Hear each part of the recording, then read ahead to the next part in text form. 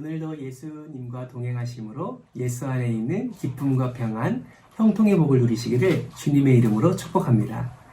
오늘 저와 함께 살펴볼 하나님의 말씀은요, 이사야 7장부터 9장까지의 말씀입니다.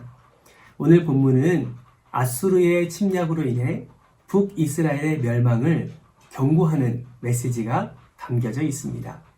특히 이사야 7장에서는요, 북이스라엘이 하나님의 심판을 당해 멸망당할 수밖에 없는 이유 한 가지를 제시하고 있는데요. 그것은 바로 아람과의 연합을 통해 남유다를 침략하는 이야기입니다. 왜 이것이 멸망의 이유가 될까요? 하나님은 다윗 왕조를 영원히 지켜주겠다고 약속하셨습니다. 그런데 이러한 침략은 그런 하나님의 약속을 거스리는 행위다라는 것이지요. 한편 북왕국의 침공 때문에 남유다의 온 백성이 두려움에 사로잡힙니다.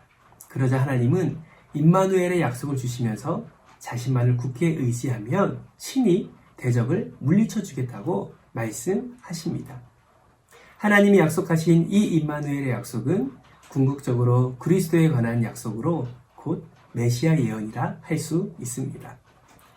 이사야 8장에서는요, 하나님이 주신 보호의 약속에도 불구하고 남유다 왕 아하스 왕은 하나님을 의지하지 않고 아수르를 의지하는 모습을 볼 수가 있습니다. 하나님께서는 그에게 이사야 선지자를 보내셔서 책망과 경고의 메시지를 선포하게 하시지요. 즉 이사야는 하나님의 보호를 경시한 유다가 도리어 아수르에 의해서 환난을 겪을 것이라고 선포합니다. 그리고 아울러 열방을 향해서도 이스라엘과 남유다 행위를 본받지 말라고 촉구하는 모습이 바로 이사야 8장의 내용에서 확인할 수가 있습니다. 신분과 혈통, 그리고 남녀노소를 막론하고 누구든지 하나님을 의뢰하지 않고 순복하지 않으면 하나님께서 징계하시고 하나님께서 그들을 벌하신다라는 것을 이사야 8장을 통해서 알 수가 있습니다. 이사야 9장은요, 전반부에서는 심판의 경고 후에 주시는 하나님의 소망의 메시지로서 장차 평강의 나라를 세우고 공의로 영원히 다스리실 메시아의 탄생을 예언하고 있습니다.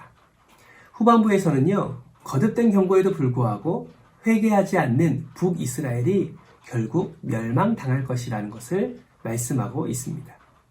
여기서 우리는 하나님이 겸손히 행하는 자에게는 은혜를 베풀어 주시고 또 교만히 행하는 자에게는 그 집을 허무신다는 이 말씀을 반드시 기억하고 하나님이 세우시는 메시아를 소망하며 나아가야 될 줄 믿습니다. 사랑하는 성도 여러분, 이사야 7장부터 9장까지의 말씀을 간단하게 한번 살펴보았는데요.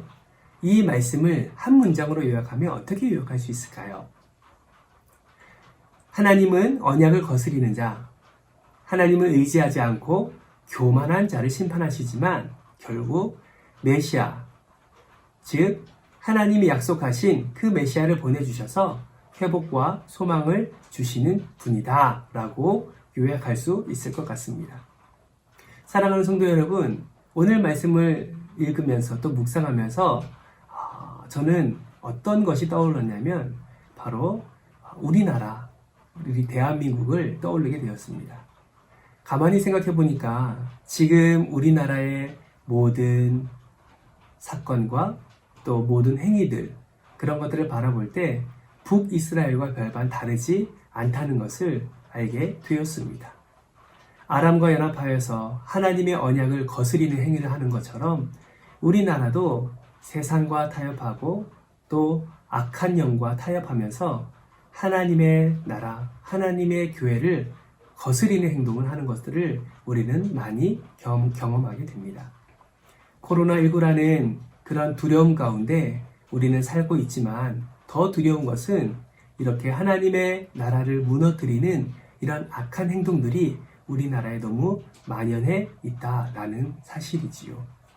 특별히 최근에 포괄적 차별금지법이라는 그 악법을 우리가 대하면서 이러한 것들을 더 많이 경험하고 더 많이 느끼고 있지 않나 생각을 해봅니다.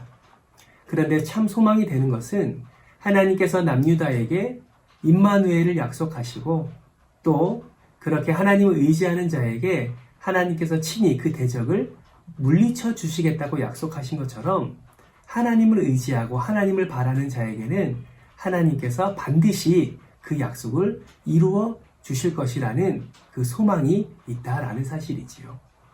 사랑하는 성도 여러분, 오늘 하루를 살아가시면서 많은 것들을 경험하시고 또 많은 것들을 또 누리시게 될 터인데요. 오늘을 살아가시면서 하나님을 의지할 때, 하나님을 바라볼 때 하나님께서는 저와 여러분에게 참 회복과 참 소망을 허락해 주실 줄 믿습니다. 우리 개인의 삶뿐만 아니라 우리나라에 처한 이 현실, 이 아픔, 이 고통, 이 모든 부분까지도 하나님께 내어 맡기고 기도하며 하나님을 의뢰하고 또 하나님의 말씀에 순종하며 나아갈 때에 하나님께서 메시아를 보내셔서 구원의 은혜를 누리게 하셨던 것처럼 이 험악한 세대, 이 음란한 세대, 그리고 이 가운데서 고통당하고 있는 주의 백성들을 주님께서 친히 건지시고 은혜를 베풀어 주실 줄 믿습니다. 오늘 말씀을 통해서 교만을 멀리하시고 오늘 말씀을 통해서 세상과 타협을 하지 마시고 오직 하나님 안에서 하나님이 베풀어 주신 그 은혜대로 그 은혜를 누리며 살아가는 저와 여러분 되기를 주님의 이름으로 축복합니다. 예수님만이 정답이요 예수님만이 우리의 소망 되십니다. 오늘도 그 예수 그리스도와 동행하심으로 하나님께서 허락해 주시는 회복과 소망의 은혜를 경험하시길 주님의 이름으로 축복합니다. 감사합니다.